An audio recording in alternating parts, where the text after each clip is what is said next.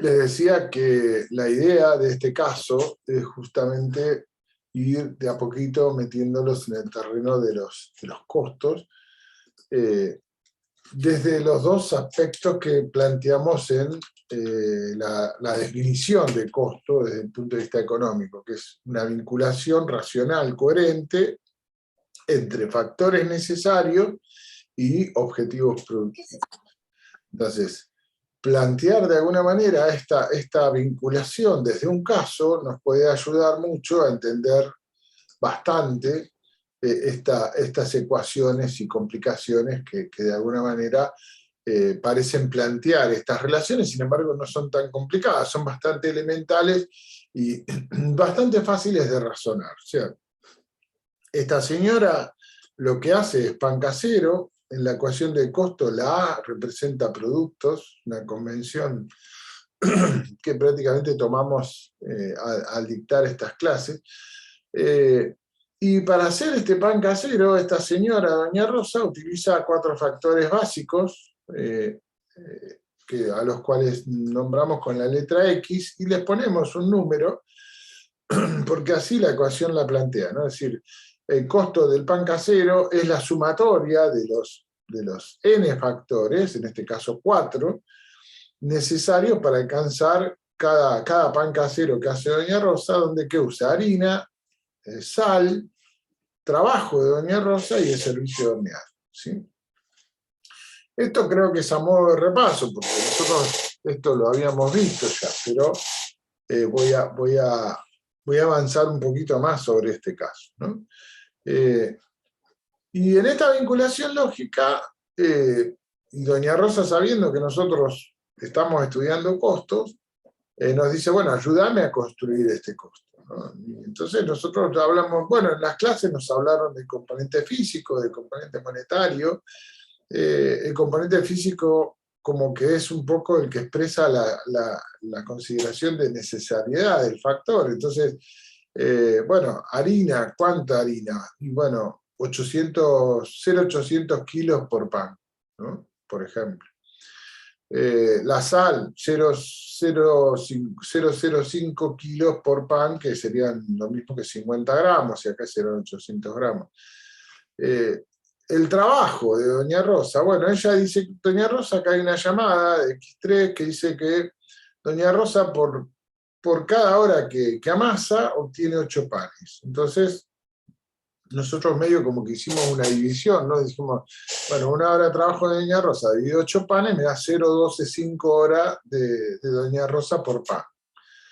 Y después el servicio de horneado, habíamos dicho que estaba tercerizado en el roticero de enfrente de don José, que tiene una roticería con un horno. Entonces lo que hace es llevarse la bandeja, doña Rosa le lleva una bandeja con 25 panes, don José las pone en el horno y cobra por eso 100 pesos de servicio. Nosotros con criterio, ¿qué hicimos? Dividimos el servicio del horno por los 25 panes, eso me da 0,04 servicio por pan, ¿sí? Y a eso le aplicamos el componente de valor. Todo inventado, estos componentes de valor, 2 pesos por kilo de harina, ya no existe más este valor, ¿no? 2 dólares tendría que decir acá, pero bueno. 3 pesos el kilo de sal, 26 pesos la hora de doña Rosa y 100 pesos de servicio de horneado de don José. Esta es la construcción de la ecuación general de costo para un negocio básico, como es doña Rosa amasando pan en el garage de su casa y vendiéndosela a la vecina del barrio, ¿sí? Obviamente que del producto entre el componente físico y el monetario aparecen los resultados, 1,60 el costo de la harina, 0,15 el costo de la sal, 3,25 el trabajo y 4 pesos el horneado. Y estos 9 pesos, que es el costo del pan, es la información que nosotros le tiramos a doña Rosa sobre este costo del pan casero, ¿sí? Creo que, si no me equivoco, y ayúdenme, hasta aquí llegamos la clase pasada, ¿no? O avanzamos más. Ahí quedamos más o menos. Yo creo que llegamos aquí. Sí, Bueno, sí. y yo prometí que esto iba a escalar, ¿no? Que lo íbamos a ir profundizando un poquito más. Pero, a ver, vamos a hacer lo mismo, pero vamos a considerar el proceso productivo de doña Rosa. O sea, esta información está bien, nosotros la sacamos haciendo el componente físico, el componente monetario, pero le vamos a agregar algo, le vamos a decir, bueno, doña Rosa, yo quiero saber cómo hace el pan usted, ¿no? Entonces, doña Rosa nos explica el proceso.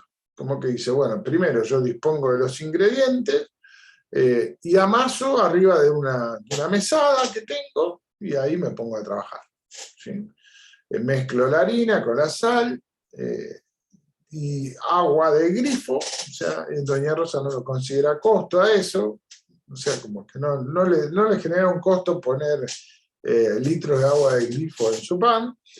Tiene masa madre del día anterior, por lo tanto, eso lo usa como fermento para la masa y después guarda de lo que le queda del nuevo pan, guarda masa madre al día siguiente en la heladera y con eso va tirando, o sea, tampoco lo considera un costo. Y después nos explica que el pan crudo los va poniendo en las bandejas, deja orear en las bandejas ese pan crudo y lo lleva a la roticería de Don José para darle ese golpe de horno, ¿no? Entonces, esa conexión, digamos, entre los factores que usa doña Rosa, que son estos 4, las acciones de doña Rosa, que ya sería, bueno, doña Rosa amasa y doña Rosa lleva los panes a la roticería para que don José les dé el golpe de horno, ¿sí? Entonces, ¿qué dice la definición de costo? Que el costo es vincular coherentemente, o sea, sin obviar ningún paso del proceso productivo, los factores, los 4 que tenemos acá, considerados necesarios para hacer el pan y el pan. Entonces, como que yo acá costeé, pero no consideré el proceso. O sea, no me obvié esa parte. O sea que este vínculo estaría bien, pero no sería del todo coherente. Entonces, la coherencia se la podríamos dar con este otro mapa, ¿no? Es decir, los mismos factores, pero separando en las acciones en que se consumen esos factores. Entonces, doña Rosa amasa, y en ese amasado consume 3 factores: harina, sal y trabajo. O sea, los 3 primeros factores en realidad doña Rosa los consume en el amasado. Ese amasado se hace con un propósito claro, que es lograr los bollos de pan crudo, los bollos de pan casero que hace doña Rosa crudos. A la vez decimos que eso es una unidad de obra. ¿Por qué? Porque de la actividad de amasado se obtiene este resultado.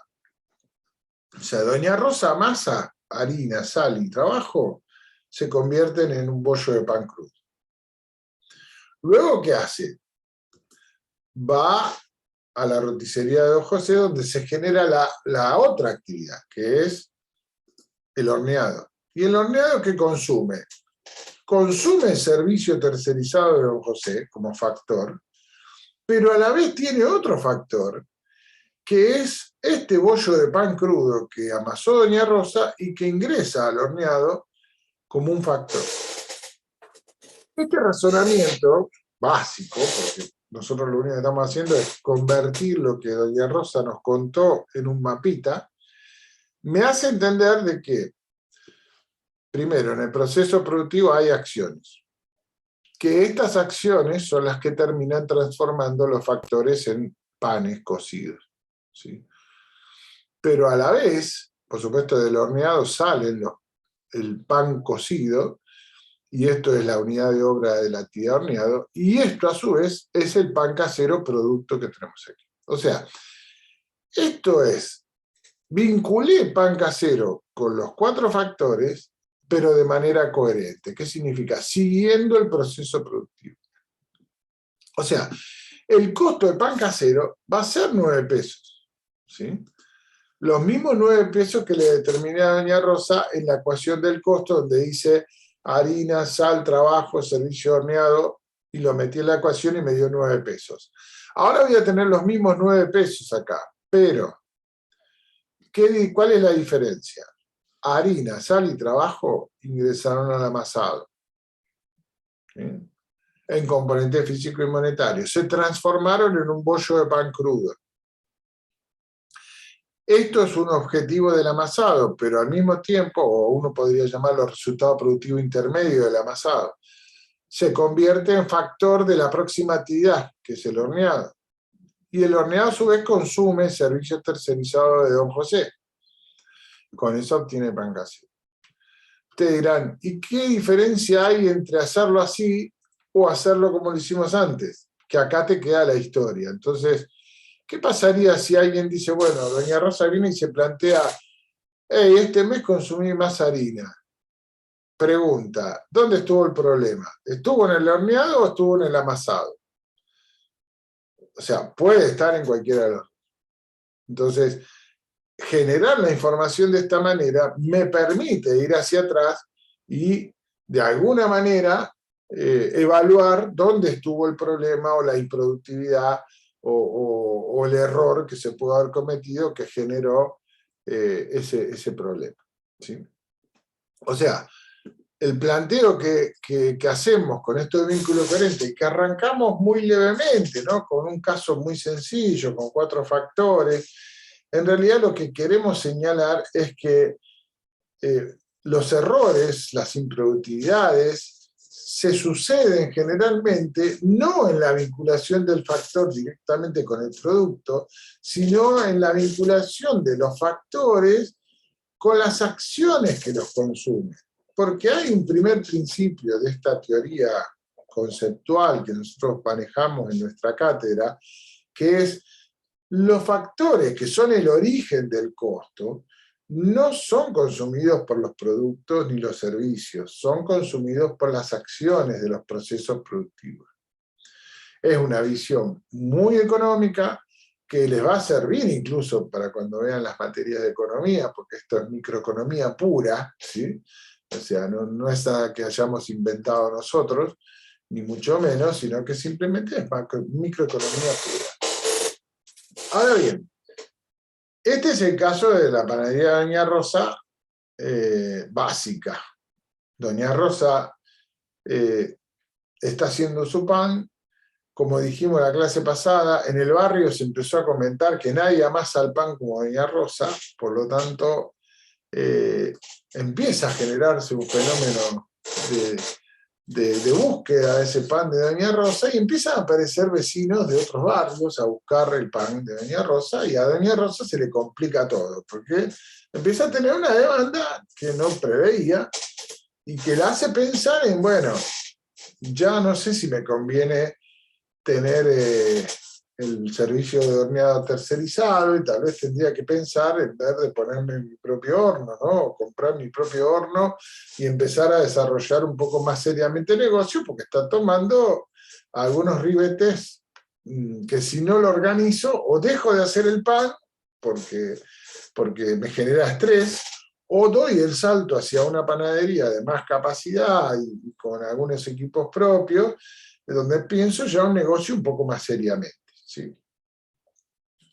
Entonces Doña Rosa termina tomando la decisión de ampliar su negocio.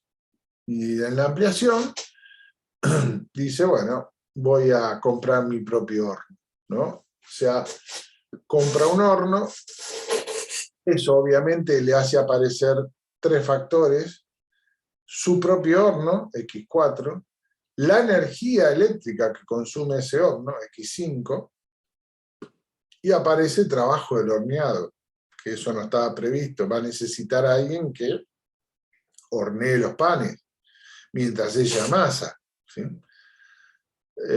Obviamente cambia el esquema, aparecen 2 factores más y aparece el horneado como una actividad propia, no como una actividad tercerizada. ¿Me van siguiendo?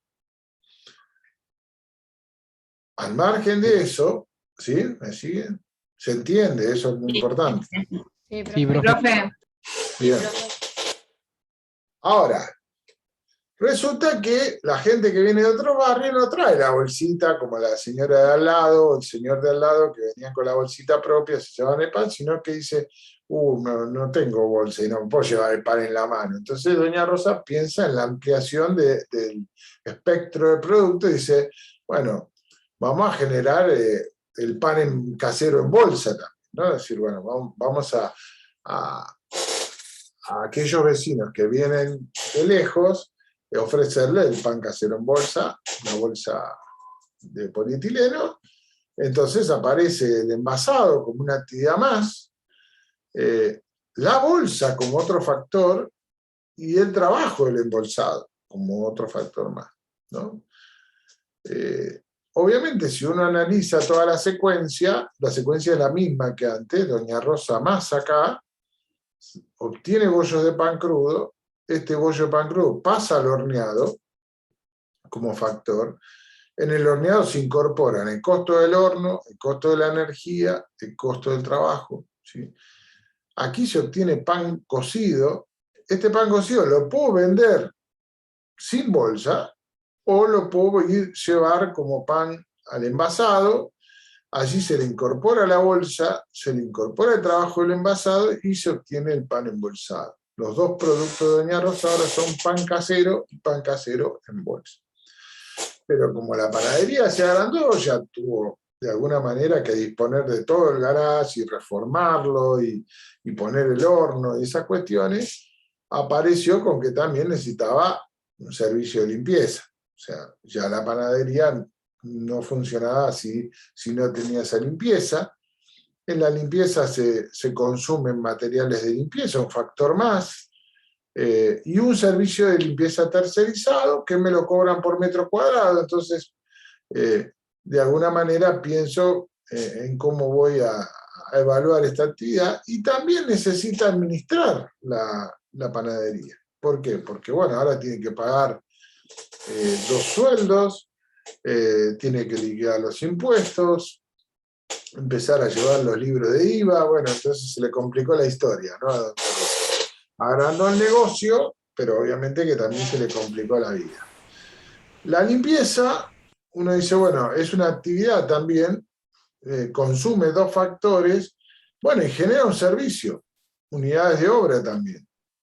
Bueno, como la limpieza está tercerizada en metros cuadrados, me la cobran por metros cuadrados, digo, bueno, ¿por qué no pensar en que la unidad de obra de la limpieza, o sea, el resultado productivo sea los metros cuadrados de servicio o los metros cuadrados limpios de la panadería, ¿sí? Y la administración de personal, que también hace otro tipo de tareas, pero la unidad de obra sean las liquidaciones de los sueldos de las personas que trabajan en la panadería, ¿sí?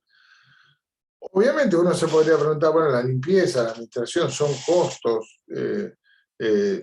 Bueno, sí, obviamente que son costos. Alguno puede pensar, y no sé si son costos del pan o no son costos del pan, pero son costos necesarios para soportar el nuevo negocio de doña Rosa. Por lo tanto, uno debería pensar que cuando dice, bueno, ¿quién usa limpieza? Y limpieza lo usan todos, ¿no? Lo usa el amasado, lo usa el horneado, lo usa el envasado, también podría usarlo la administración. Y la administración del personal también, lo usan todos, ¿sí? Lo usa las actividades productivas y eventualmente podría usarlo en limpieza también. O sea, y aquí vemos un mapa un poquito más completo del negocio de doña Rosa, ya profundizado con 12 factores y con 2 productos, ¿sí? Obviamente que esta secuencia de todas las actividades acumulando costos, todos los resultados productivos intermedios, es un primer mapa que ustedes pueden observar como mapa de costos allí en lo que es este esquema o esta visión económica del vínculo racional coherente, donde ahí vemos los 3 elementos bien claritos. La lista de factores, aquí los 12 factores, todas las acciones del proceso, acciones de soporte, pero acciones también inmediatas al producto, que consumen recursos, ¿sí? se puede ver las interacciones de las acciones entre sí hasta que terminan logrando el pan casero y el pan casero en bolsa. O sea, se ve prácticamente toda la vinculación, ¿sí? En esta vinculación, obviamente, se pueden detectar dos tipos de relaciones, ¿no? Las relaciones causales y las relaciones funcionales. Las relaciones causales obedecen a lo que nosotros llamamos el principio de causalidad. O sea, un fenómeno-efecto se verifica siempre y necesariamente como consecuencia de la ocurrencia previa o simultánea de un fenómeno causa. A ver, doña Rosa se puso a amasar los panes, entonces ¿qué hizo? Consumió harina, la sal y su trabajo. Eso es, digamos, la causa. ¿Y el efecto? El efecto es el bollo de pan crudo producido. Lo mismo pasa en el horneado, lo mismo pasa en el envasado, o sea, o en el embolsado. Hay principios de causalidad, hay relaciones causales, que uno con observarlas las detecta. Ahora, ¿qué pasa en la limpieza o qué pasa en la administración? Bueno, ¿hay relaciones causales? Sí, la relación causal es que la administración y la limpieza consumen factores, y muy bien marcados, causa-efecto. Pongo en marcha la limpieza en la panadería, consumo materiales de limpieza, consumo el servicio tercerizado de limpieza. Ahora, después están los metros cuadrados limpios. Uno podría decir que hay una relación de causalidad entre esos metros cuadrados limpios y llevar costos al amasado, al horneado, al embolsado. Y probablemente no, es como que, primero, los metros cuadrados no son la única forma, tal vez, de llevar esos costos a las otras actividades. O sea, hay una consideración subjetiva de quien arma ese mapita que dice, bueno, lo hago en función bueno, vaya la redundancia, de la funcionalidad de la actividad. O sea, entonces aparecen las relaciones funcionales, que no obedecen al principio de causalidad. O sea, no es que yo consumo material de limpieza para hacer un pan. No. Consumo material de limpieza para prestar el servicio de limpieza. Y después el servicio de limpieza puede ir hacia el costo del pan, puede no ir según el uso informativo, y así aparece el vínculo funcional, que siempre está condicionado por el objetivo al que se está, de alguna manera, vinculando la utilización de la información, ¿no? O sea, siempre la demanda informativa, hasta la contable, obedece ¿a qué? A usuarios de la información que están demandando información, ¿sí? Y entonces uno las relaciones funcionales las procesa subjetivamente, siempre observando a quién va a tomar la decisión, a quién va a usar la información.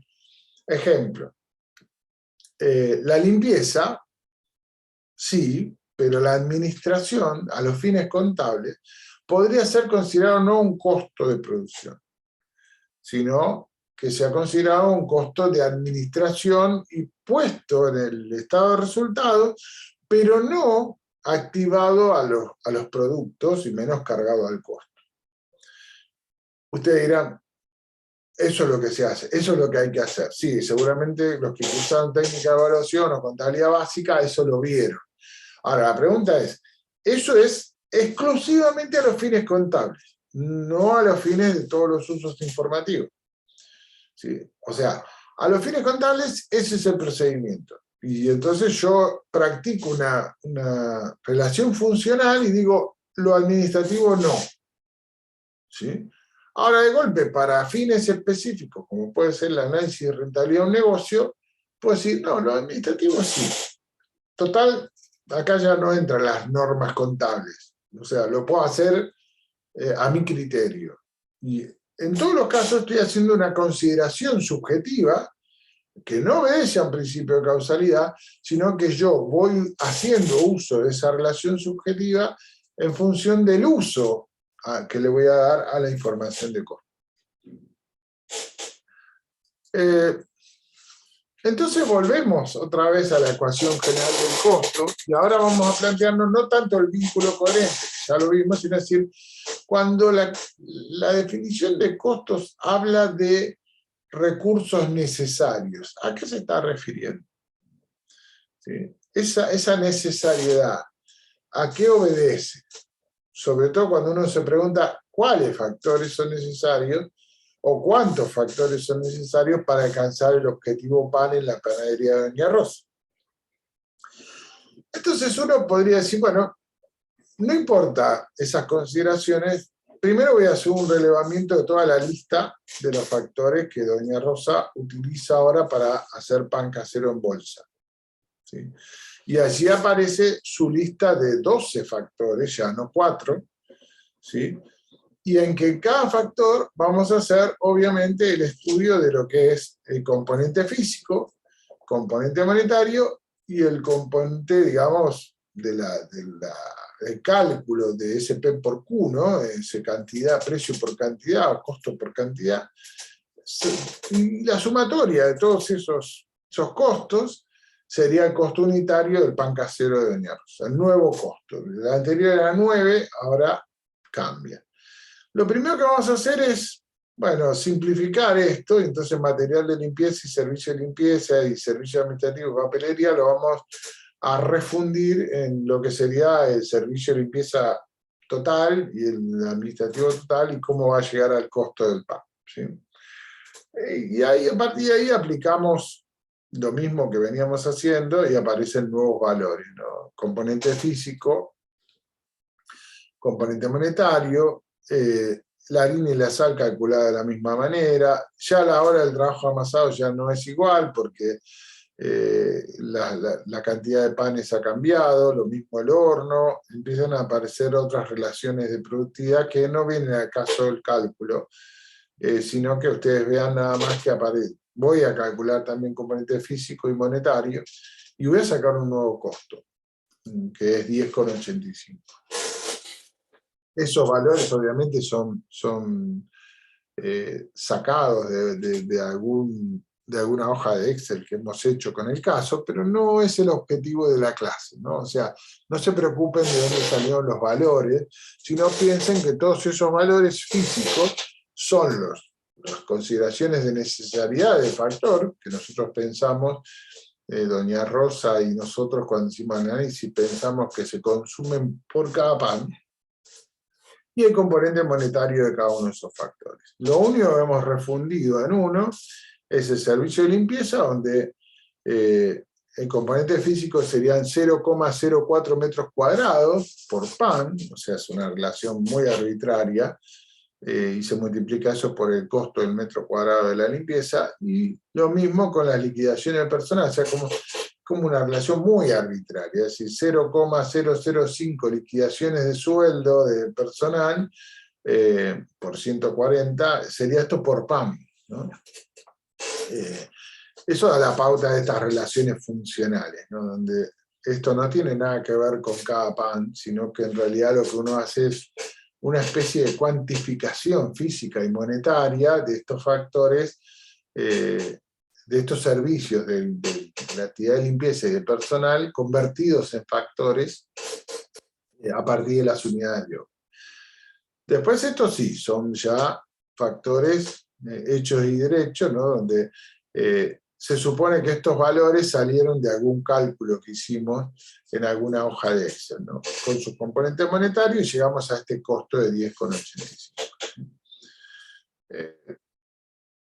Ahora bien, resulta que viene el contador de la empresa, de Doña Rosa, y requiere información de costo para la confección de los estados contables según la normativa vigente. Entonces yo le digo a Robertito, que es el contador, Robertito, acá tenés la lista de los factores y vos verás lo que haces. Entonces Robertito, ¿qué hace? Agarra la lista y dice, la administración no sería un costo de producción, sino que, bueno, lo voy a poner en el estado de resultado aparte. Y la limpieza, bueno, no sé, lo voy a dejar, ¿no? Entonces, el pan casero en bolsa que yo le tiré, 10,85, Robertito dice, no, 10,85 no, le voy a sacar los 0,70 de la administración de personal y me voy a quedar con 10,15 como costo de producción del pan casero en bolsa. ¿Sí? Entonces, aparecería un nuevo costo, que es a los fines contables, de 10,15. ¿Qué se hizo ahí? Una consideración de cuál factor era necesario y el contador o la contadora, Robertito o Robertina, decidieron no considerar la administración de personal y ponerlo en un monto global como en el estado de resultados como gasto de administración. Una cuestión de exposición nada más, ¿no? Pero, dicho sea de paso, el costo contable de producción del pan sería 10,15, no 10,85.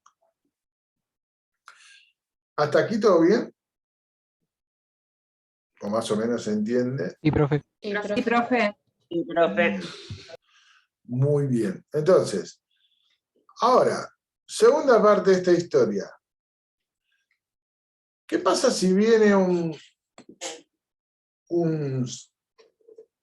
dueño de un supermercado o de un mercadito de barrio y me dice, le dice a doña Rosa, mira, doña Rosa, yo le puedo comprar a usted 30 panes diarios más, pero no le voy a pagar lo que usted le cobra a la vecina, que es arriba de 10,85, no sé, para decir un valor, 15 pesos, sino que le voy a pagar 7. Doña Rosa, horrorizada, te llama por teléfono y te dice, este señor es un delincuente, ¿no? O sea, pretende... David, te voy a... ahora sí, se inició, había un ruido raro. Digo, este señor es un delincuente, ¿no? Me quiere estafar, ¿no?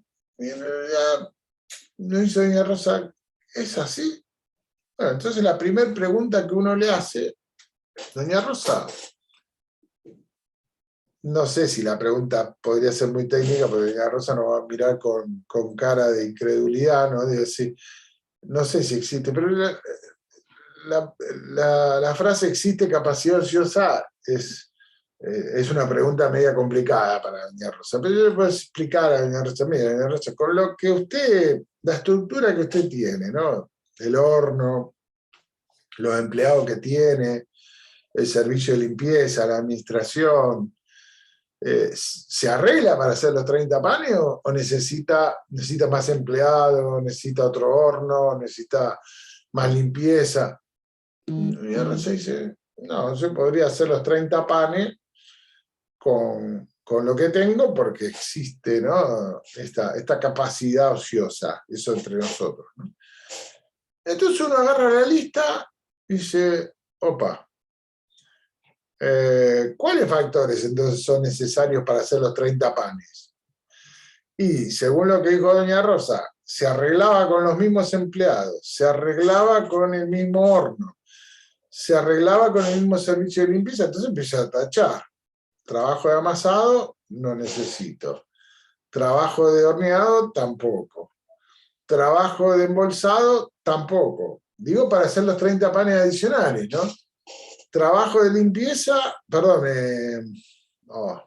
el horno, tampoco. La limpieza, no. Y la administración, tampoco. Porque, a ver, en realidad lo que yo necesito para tomar la decisión es cuánta harina más voy a necesitar, cuánta sal, cuánta energía y cuántas bolsas. O sea, cualitativamente yo necesitaría harina, sal, energía y bolsa. Los otros no, porque se supone, por lo que dijo doña Rosa, que con la misma estructura yo podría lograr esos 30 panes diarios más. O sea, ahí hay una consideración, ¿no? ¿Cuáles factores son necesarios? Bueno, estos 4. Y ahí el costo del pan casero en bolsa para esta decisión sería 3,60. Es lo que llamamos la necesariedad cualitativa, la cualidad del factor para ser considerado necesario. ¿Y qué taché? Taché todos costos que son de estructura, ¿no? Y que doña Rosa me dijo que con esa estructura ella podía hacer 30 panes más por día. Entonces, ¿para qué lo voy a meter en el costo? No tenía mucho sentido. Pero a la vez también lo que debería evaluar es, y estos valores que aparecen acá, cuantitativamente, ¿son también los mismos? Bueno, no, resulta que me hago la pregunta y bueno, para poder hacer 30 panes más voy a consumir un poquito más de harina, un poquito más de sal y aumentó el valor de la sal y de la energía. O sea que el costo se me fue a 403, haciendo la consideración de necesidades de la cantidad.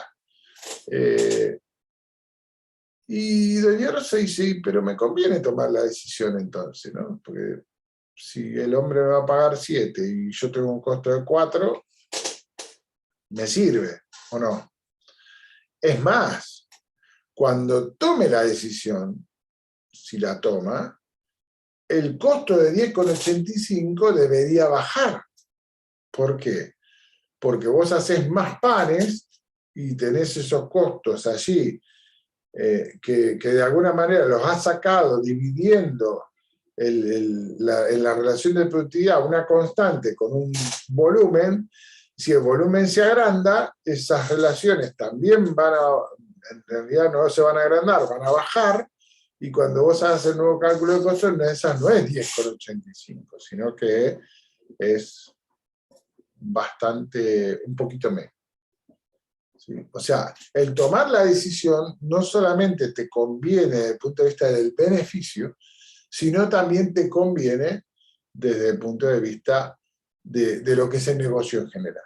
O sea, fíjense cómo existen diferentes costos para diferentes fines, ¿no? O sea, 10,85 el costo primario de doña Rosa, y con el cual calcula si su negocio le va bien o le va mal. Incluso como es un negocio así, un emprendimiento muy personal, ella pone el precio de su pan, ¿no? O sea, le sirve para fijar precio. Ahora, resulta que después le aparece el contador y dice, no, para mí es 10,15.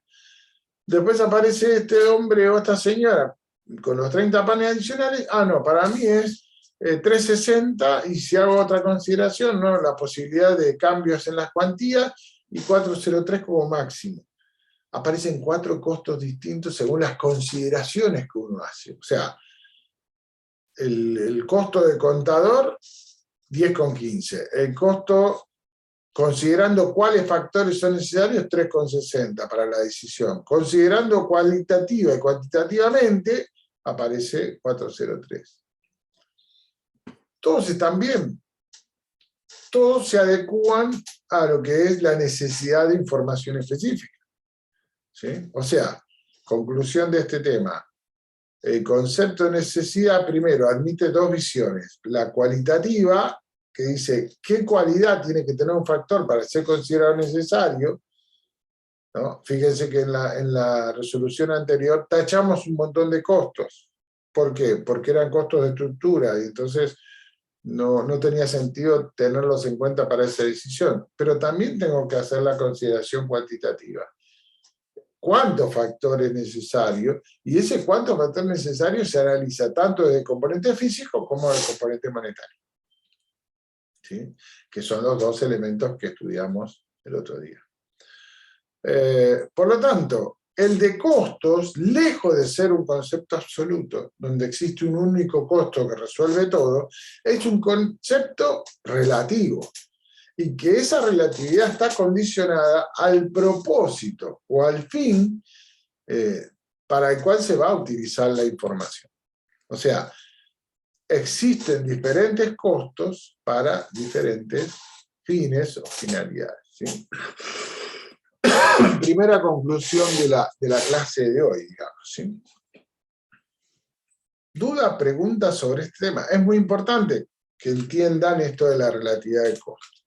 No termina acá el tema, en el sentido de que no lo vamos o sea, lo vamos a profundizar a medida que avancemos en la materia. No termina acá, me refiero a que va a seguir, ¿no? Más adelante, ¿sí? A ver. Profe, entonces, una consulta. Sí. Entonces la conclusión sería que el término costo, más allá de la definición general de la relación de vinculación coherente con los resultados productivos, bueno, eso También hay que ver, la otra posición es cómo depende de qué tipo de visión tenga cada uno con respecto a costos en cuanto a la necesidad También, y necesidad. también. Es correcta la apreciación, o sea, ahí puse la filmina anterior para Florencia. Es correcta tu apreciación, no, se me fue tu nombre, pero Federico. David, no, Sí, estoy acá. no, por eso, perfecto. Pero Federico era tu nombre, sí, creo que sí. Digo, Sí, Federico, es correcto lo que vos decís, o sea, esto de la subjetividad de aquel que hace el costo, o de aquella que hace el costo, impacta, obviamente, en los criterios que se utilizan. Ahora, lo que no puede dejar de perder de vista quien va a hacer ese costo, esa información, es el uso para el cual se está generando esa información, ¿sí? Te doy un ejemplo, bueno, ya hay varios ejemplos, ¿no? O sea, decir, bueno, un caso es el caso del contador, otro caso es el caso de la decisión, pero yo te agregaría más, te diría, ¿qué pasa en una empresa? Porque ya me salgo del caso de Doña Rosa, así no los aburro tanto, digo, ¿qué pasa en una empresa donde yo tengo que generar información para el gerente de producción, por ejemplo, para el gerente comercial o para el gerente financiero? Información de costos, ¿sí? Para el gerente de producción no le importa nada los costos comerciales. Entonces, lo único que quiere saber es cuánto cuesta producir. Ponele, no sé, un producto o un paquete de productos, ¿sí? Ahora, para el gerente comercial, todo lo que son costos comerciales son vitales para sus decisiones. Por ejemplo, ¿cuál es la alícuota de ingreso bruto según la provincia donde venda el producto? Eso le va a hacer variar su resultado, ¿no? O sea, el costo del impuesto a los ingresos brutos o el costo de las comisiones de los vendedores es un costo fundamental para sus decisiones. Ahora, a los fines contables resulta que es considerado un gasto y no es considerado costo. Entonces, el costo en la contabilidad va más de la mano con el costo del gerente de producción, ¿sí? Y después aparece otro costo que es para el gerente financiero. Entonces vos de golpe al gerente financiero no solamente le calculás el costo de producción y el costo comercial, sino también le calculás el costo por la inmovilización del dinero en la empresa. Para el gerente financiero esa información es vital. Y para nosotros no quieren saber nada de eso, o sea, y no les sirve para nada. Entonces, esa es un poco la esencia del sistema de costos multipropósito, o sea, que sirve para distintos fines, ¿no? Para distintas finalidades dentro de una organización, empresa, lo que sea, o hasta un emprendimiento, ¿no? Hay diferentes costos según para lo que lo vas a usar, ¿no? Si eso lo entendiéramos desde el vamos, sería ya un gran avance, ¿no? Y esa es la segunda conclusión digamos, importante. La primera era, primero están los procesos, después están los costos. Segunda gran conclusión, hay diferentes costos para diferentes finalidades. O sea, el concepto de costo es relativo, no es absoluto, ¿sí? Ahora bien, ¿qué sistema de información debo tener para pensar justamente esto de los diferentes costos para diferentes fines, ¿no? Bueno, hay una realidad, ¿no? La contabilidad financiera o la contabilidad patrimonial históricamente ha sido el eje del sistema de información de las organizaciones. O sea, si yo voy a cualquier empresa, al tamaño que sea, ¿sí? Hasta la empresa de la vuelta de la esquina o YPF, si hay algo que me voy a encontrar en común en ellas es que ambas dos van a tener su contabilidad financiera o patrimonial. Donde, a ver, cuál es la esencia de la contabilidad financiera o patrimonial, un poco para entender si esa contabilidad financiera o patrimonial podría ser útil para esto de los costos multipropósitos. Bueno, la contabilidad financiera tiene como fin específico el análisis e interpretación de los hechos económicos que se suceden en un ente, ¿no? Esto puede llegar a ser una empresa, un negocio, una organización sin fines de lucro, o sea, la misma administración pública, ¿no? Que hoy en día, después de mucho tiempo, tiene su sistema contable bastante funcional en la actualidad, ¿no? Que en una época no había un sistema contable único en la administración pública. Y ese análisis e interpretación de hechos económicos en la contabilidad patrimonial se hace a través de la registración, que todos conocemos, que tiene como objeto seguir la evolución del patrimonio en las empresas, con expresiones hechas en cuentas. Todos sabemos lo que es un plan de cuenta, y esas expresiones de las cuentas están en moneda, están monetizados. No hay información física prácticamente, salvo la de los inventarios, digo, en la contabilidad patrimonial. Y las reglas son la partida doble. Esta contabilidad patrimonial es antiquísima, tiene casi más de 7 siglos de vida.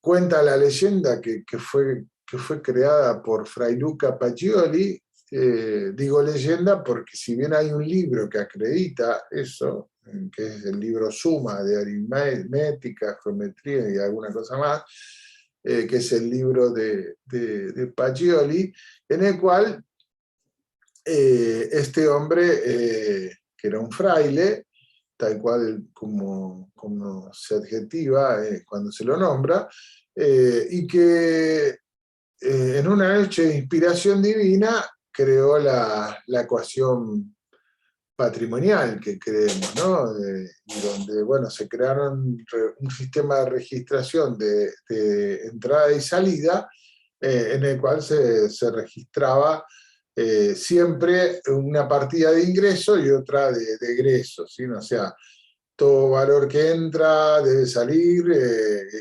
con cuentas que de alguna manera trataban de interpretar lo que pasaba. Entonces, si uno depositaba dinero en el banco, hacía un asiento que decía banco Pirulo a caja, ¿sí?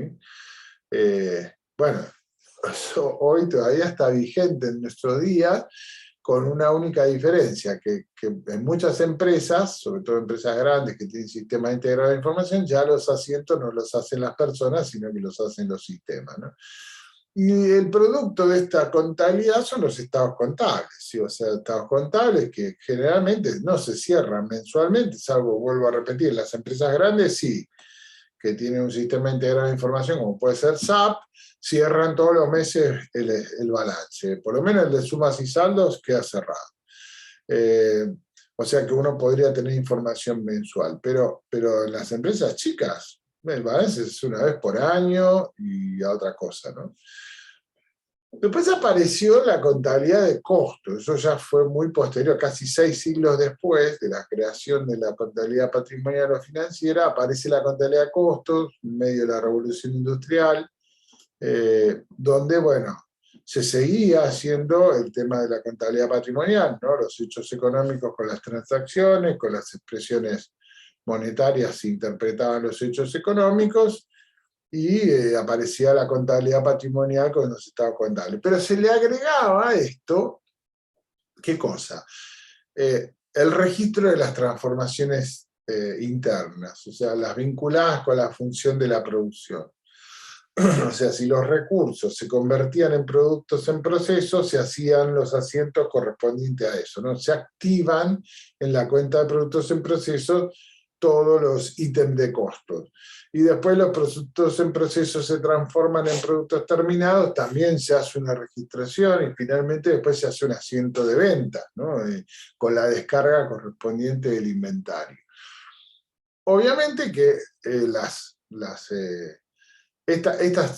transformaciones internas la esencia de la registración no era monetaria, sino era física. Vos decías, no decías cuántos pesos de material se cargaba a productos en proceso, sino decías, bueno, cuántos kilos de material, y de alguna manera lo que tenías que hacer después era monetarizarlo, ¿no? O sea, hay algún criterio de evaluación aquí, que este criterio de evaluación, la complejidad que tiene es que están establecidos en las normas contables. O sea, hay alguien que te dice cómo vos tenés que hacer esa evaluación.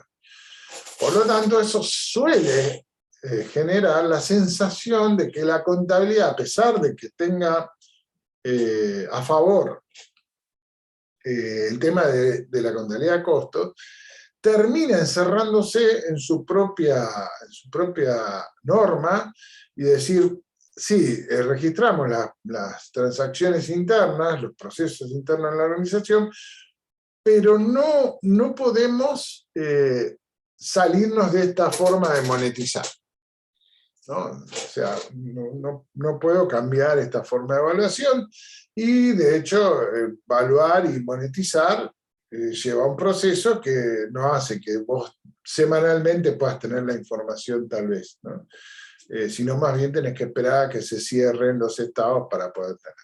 Eso hace que, bueno, la contabilidad de costos aportó cosas nuevas a la contabilidad, sí, pero no...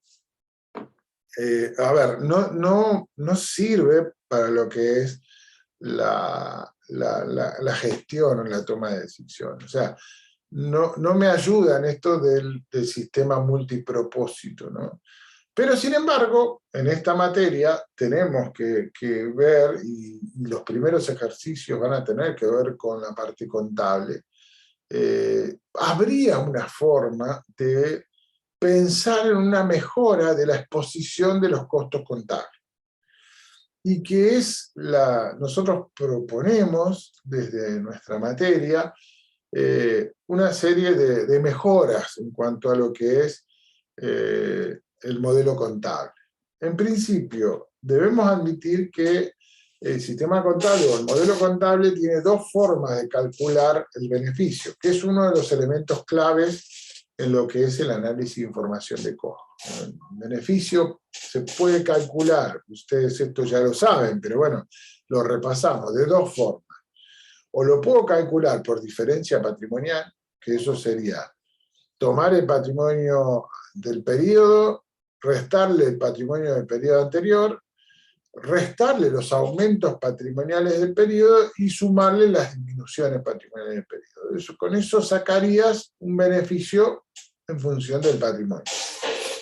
Y si no, la otra que es a través del estado de resultados, que es más fácil todavía, donde el beneficio es simplemente ingreso menos costo. Ambas deben dar lo mismo, ¿sí? Porque la figura contable es la admisión de una única figura de costo absoluto y que resuelva absolutamente todos los problemas, ¿sí? Así todo, se puede mejorar la información de costos en los estados contables. No para que sirva para las decisiones, pero sí para que la información que contenga el estado contable de costos refleje fielmente, de alguna manera, la construcción de un costo de producción de productos terminados y un costo de producción de productos vendidos.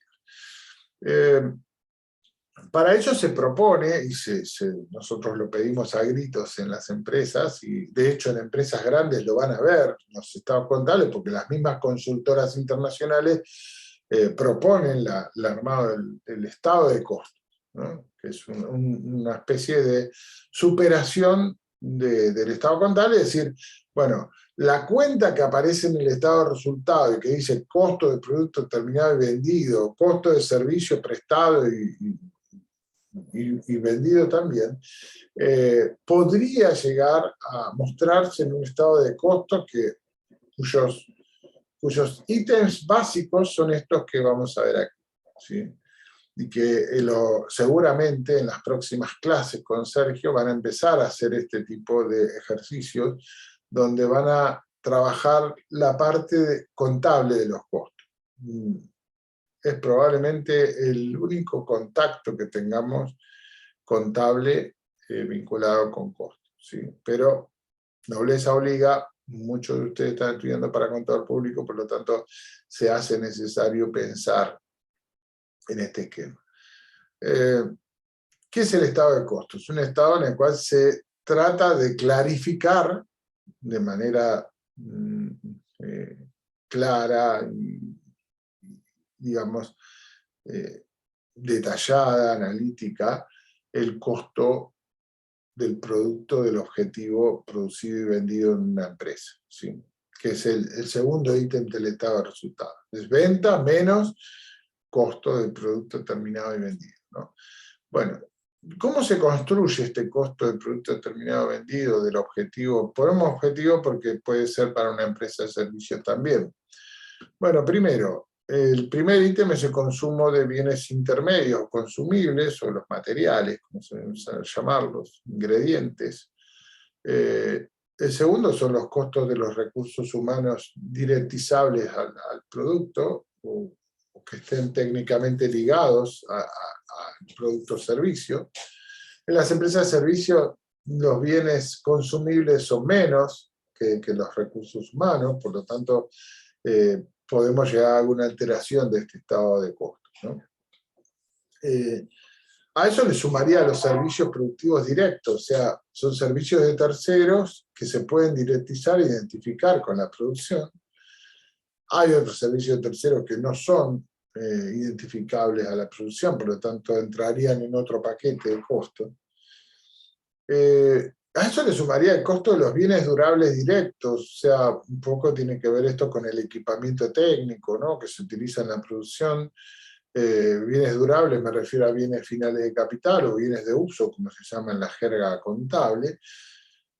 Podría haber algunos otros costos más directos, y finalmente habría un paquete de otros costos indirectos, al que llamamos, hoy le hemos cambiado la denominación, en una época se lo llamaba CIF o carga fabril, costos indirectos de fabricación. Eso lo hemos sacado prácticamente de toda la bibliografía e incluso de los ejercicios, y ahora llamamos costos de resultado de tratamiento grupal, ¿no? Es una nueva sigla que lo venimos usando ya desde el año 2015 en la bibliografía,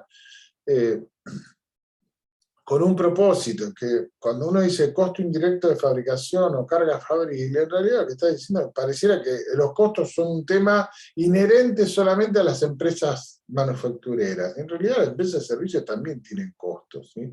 Y tienen costos directos y costos indirectos. Por lo tanto, esta sigla, CRTG, costo de recursos de tratamiento grupal, de alguna manera hace que no tengamos estereotipos respecto de los costos, y la suma de todos estos ítems o rubros me daría el costo de producción o de generación del objetivo. No olviden que los servicios también se producen, ¿no? Porque algunos creen que los servicios no tienen proceso productivo, en realidad sí. O sea, yo tendría en un estado de costos, bien clarito el costo de producción o generación de un objetivo, y explicitaría, incluso hasta podría hacerlo más analítico todavía, de dónde salen esos costos de producción o generación del objetivo. Por supuesto, eso sería transparentar una de las cuentas más controvertidas del estado contable, que son los costos, y también las valuaciones de los inventarios, que es donde generalmente existen algunas dudas, sobre todo en las empresas pymes. Entonces, las empresas grandes están controladas, incluso cuando hacen el inventario, y algunas empresas, por ejemplo, yo asesoro un molino, el molino tiene un control de la FIP de toda la producción que se hace todos los días. Tiene una cámara puesta en la balanza Buller, donde controla en todo momento la producción de harina en el molino. Entonces, no hay forma de hacer cosas raras en los estados contables. En una pyme, donde la FIP no controla los inventarios, y bueno, algunos manipulan estas cuentas de inventario para cambiar el resultado. Un espanto desde todo punto de vista, obviamente, y que no tiene nada que ver con la profesión, ¿no? Es gente que no tiene escrúpulos y hace cosas que lo único que hacen es denigrar a la profesión, ¿no? Entonces, con la presentación de un estado de costos, uno le puede dar transparencia a esta historia, ¿no? Al costo de producción o generación de objetivos, le sumo el inventario inicial de producto en proceso y le resto el inventario final de producto en proceso, y me queda como resultado el costo del objetivo generado o producido. Y si a eso le sumo el inventario inicial de producción terminada y le resto el inventario final de producción terminada, me queda el costo del objetivo producido y vendido. Todo expuesto, todo aclarado en notas contables, notas a los estados contables, donde se dice cuál es el criterio de evaluación que se utilizó, las cantidades físicas deberían aparecer allí y estar explícitas. O sea, le da un dejo de claridad y transparencia a una parte controvertida del estado contable. No es obligatorio por norma, no sabemos por qué, no queda claro por qué. Sin embargo, es uso y práctica de las empresas grandes y de las consultoras más importantes, de que el estado de costos tiene que formar parte del estado contable, ¿no? Bueno, este estado de costos es un poco